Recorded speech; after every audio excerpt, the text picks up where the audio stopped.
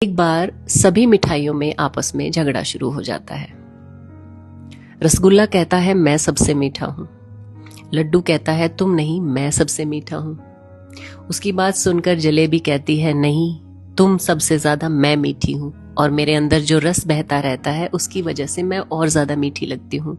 इस पर इमरती कहती है तुम चाहे कितना ही रस टपकाती रहो, मीठी तो मैं हूं।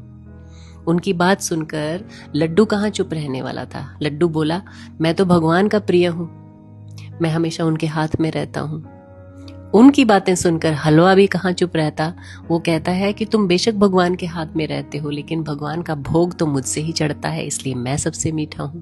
तो ये सारी बातें चीनी की बोरी सुन रही थी। उसने उन सब को शट अप कॉल दी और कहा कि तुम सब चुप हो जाओ, तुम सब का अस्तित्व मेरी वजह से है। मेरी गैर हाजिरी में तुम सब आटा, मैदा, बेसन, दाल का पाउडर सिर्फ यही हो। मैं तुम लोगों की आत्मा हूं और मेरी वजह से ही तुम सब मीठे हो। चीनी की बात सुनकर सारे चुप हो गए और उनकी आपस में लड़ाई बंद हो गई। और हम इंसान भी ऐसे ही हैं।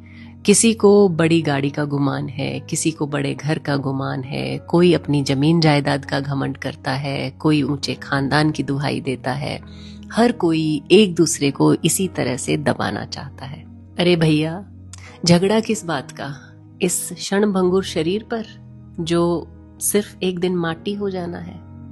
याद रखिए, भगवान को सब कुछ मंजूर है, लेकिन घमंड, अभिमान, दूसरे को नीचा दिखाना, ये सब बिल्कुल नहीं भाता। हमारे शरीर की शोभा सिर्फ तभी तक है जब तक इसके अंदर जान है। जिस दिन इससे जान निकल जाएगी, जब ये जड़ हो जाएगा, तो कोई एक रात भी इस मृत शरीर को घर में नहीं रखना चाहता है।